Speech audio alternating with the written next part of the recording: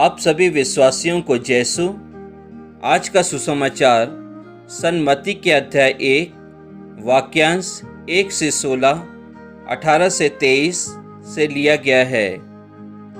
इब्राहिम की संतान दाऊद के पुत्र यीशु मसीह की वंशावली। इब्राहिम से इसहाक उत्पन्न हुआ, इसहाक से याकूब, याकूब से यूदस और उसके भाई, यूदस और थामर से फारेस और जारा उत्पन्न हुए। फारेस से एस्रोम, एस्रोम से आराम, आराम से अमीदाब, अमीदाब से नसोन, नसोन से सालमोन, सालमोन से रखाब, से बोज, बोज और रूत से ओबेद, ओबेद से यस्से, यस्से से राजा दाऊद उत्पन्न हुआ। दाऊद और उरियस की विधवा से सुलेमान उत्पन्न हुआ। सुलेमान से रोबोम, रोबोम से अबिया, अबिया से आसफ, आसफ से योसफात, योसफात से योराम, योराम से ओजियस, ओजियस से योआथाम, योआथाम से आखाज, आखाज से एजिकियस, एजिकियस से मनस्सेस, मनस्सेस से आमोस, आमोस से योसियस और बाबुल निर्वासन के समय ओसियस से येकोनियस और उसके भाई उत्पन्न हुए। बाबुल निर्वासन के बाद येकोनियोस से सलाथियल उत्पन्न हुआ।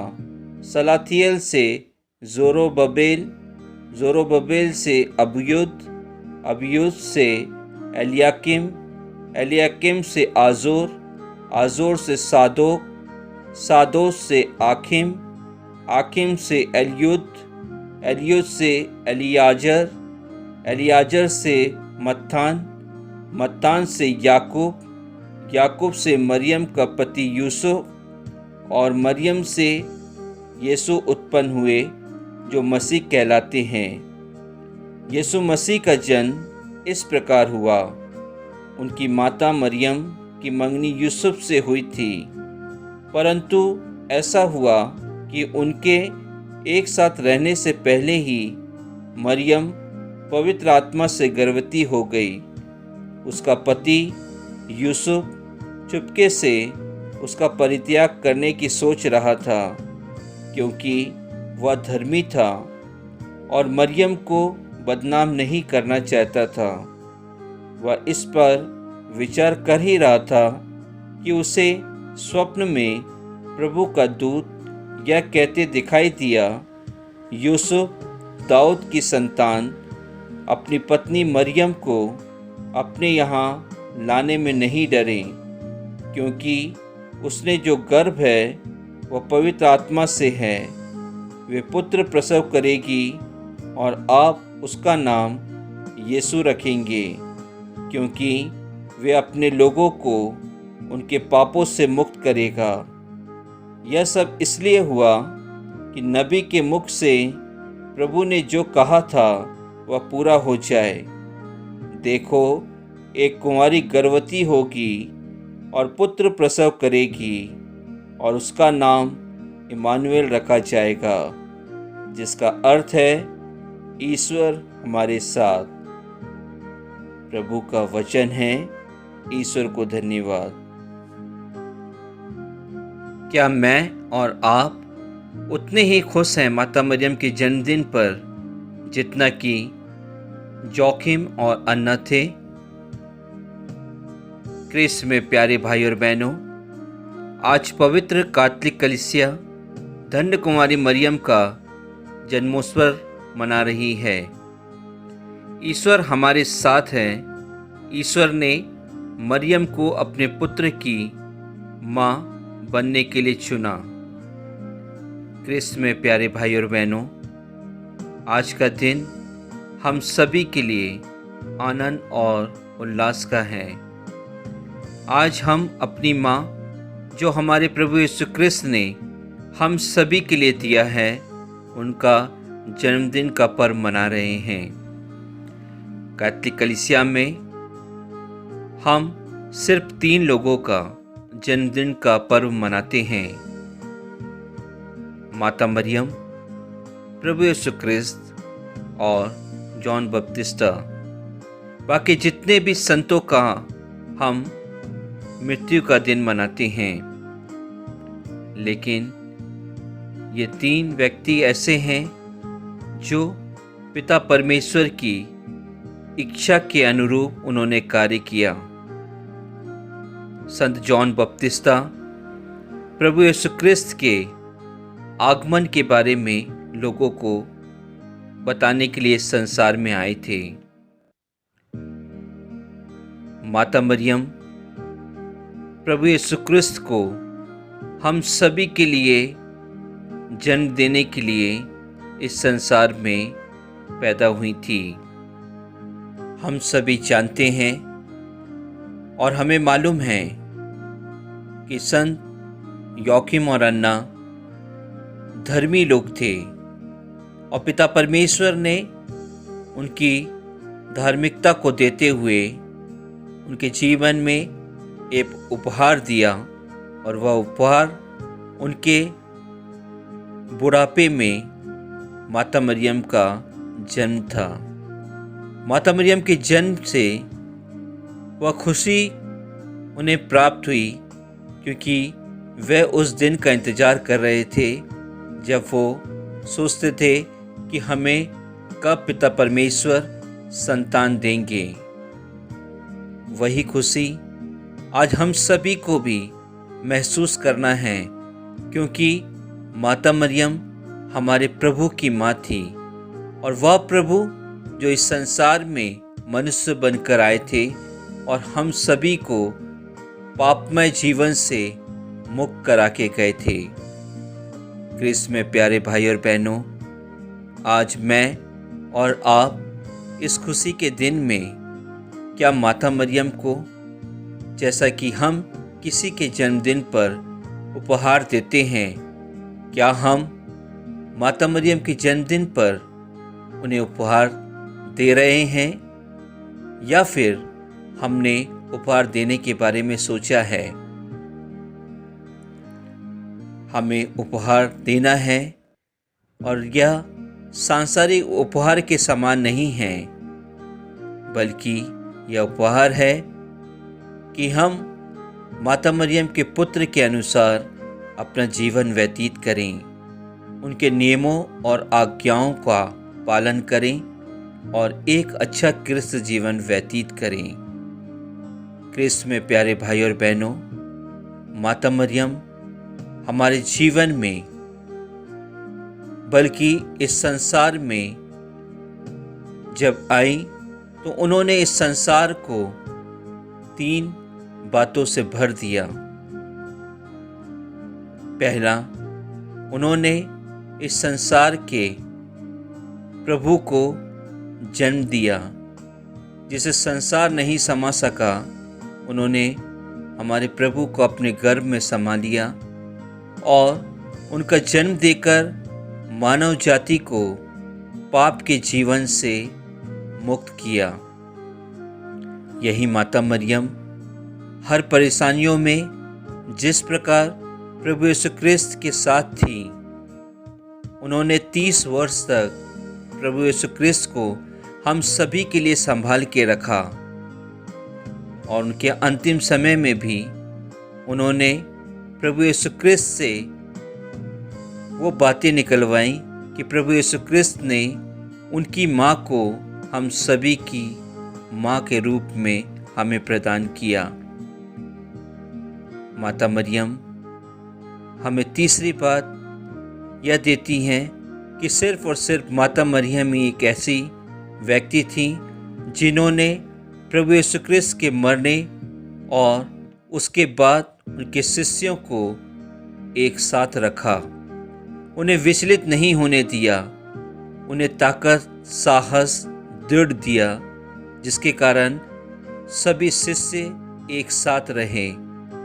और उसके बाद उन्होंने माता मरियम को संत मानते हुए, उनकी बातों का अनुसरण करते हुए उनके पुत्र का अनुसरण किया, उनके पुत्र के सुसमाचार का प्रचार एक स्थान से दूसरे स्थान में किया। क्रिस्त में प्यारे भाई और बहनों, आज हम सभी माता मरियम के इस पर्व के अवसर पर अपने जीवन को देखें, पहचानें कि क्या मैं माता मरियम को अपने जीवन में शामिल किया हूँ। यदि हमने माता मरियम को, वह माता मरियम को जो हमारे प्रभु यीशु क्रिस्त ने मरते समय हम सभी को समर्पित किया था, क्या हमने उनको अपने परिवारों में, अपने हृदयों में, अपने समाज में, अपनी पल्ली में स्थान दिया है? उन्हें अपने घर में एक सदस्य का रूप दिया है? एक सदस्य के रूप में हमने उन्हें स्वीकार किया है? यदि नहीं, तो क्रिस्त में प्यारे भाई और बहनों, शायद हम प्रभु के प्यार के हकदार नहीं हो सकते। हम प्रभु यीशु क्रिस्त के आज्ञाओं पर नहीं चल सकते, क्योंकि प्रभु यीशु क्रिस्त खुद माता मरियम के प्रेम और कृपा के द्वारा वे अपने जीवन को हमारे लिए समर्पित कर पाए हैं।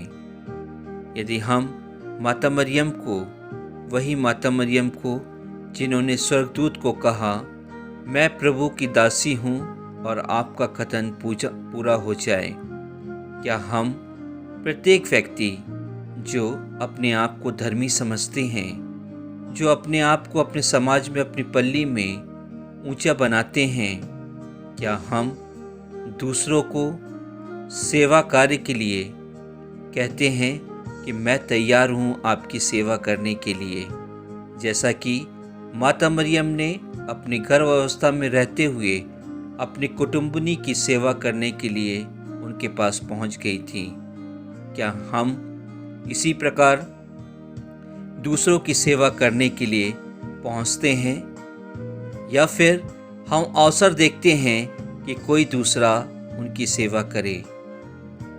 क्रिस्त में प्यारे भाई और बहनों, आज धन्य कुमारी मरियम के इस जन्मदिन के शुभ अवसर पर हम उनको मूल्यवान उपहार यह दे सकते हैं कि हम एक अच्छा क्रिस्त जीवन व्यतीत करें। क्रिस्त जीवन से तात्पर्य यह है कि हम प्रभु यीशु क्रिस्त के सुसमाचार का प्रचार एक स्थान से दूसरे स्थान तक कर सकें, उनके समान एक दूसरे को प्यार कर सकें और सिर्फ प्रभु यीशु क्रिस्त को अपने हृदयों का, अपने परिवारों का, अपने समाज का, अपनी पल्ली का राजा बना सकें। आमीन।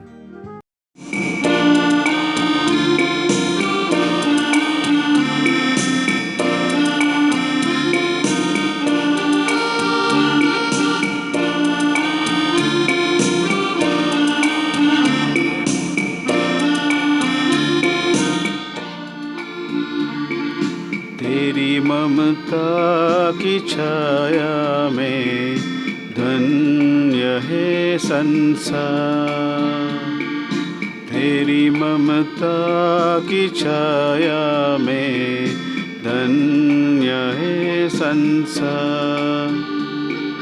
सागर से गहरा, पर्वत से ऊंचा, हे माँ तेरा दुला। सागर से गहरा, पर्वत से ऊंचा, हे माँ तेरा दुला। तेरी ममता की छाया में धन्य है संसार।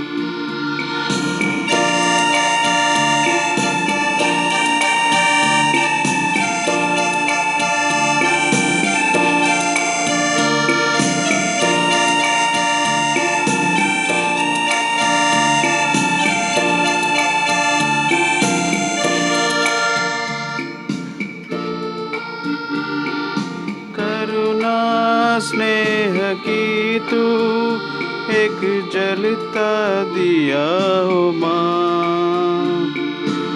करुणा स्नेह की तू एक जलता दिया हो माँ। धन्य हुई तेरे जन्म को पाकर ये धरा ओ माँ। धन्य हुई तेरे जन्म को पाकर ये धरा ओ माँ। करोड़ों ने पाया तुझ में दर्शन ईश्वर का। करोड़ों ने पाया तुझसे दर्शन ईश्वर का। सागर से गहरा पर्वत से ऊंचा हे माँ तेरा दुला। सागर से गहरा पर्वत से ऊंचा हे माँ तेरा दुला। तेरी ममता की छाया में धन्य है संसार।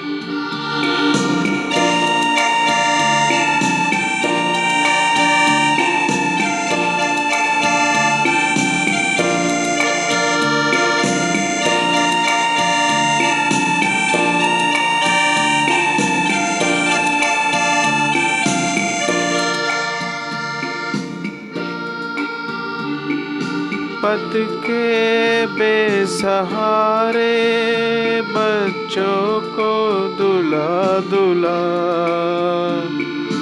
पद के बेसहारे बच्चों को दिया दुला।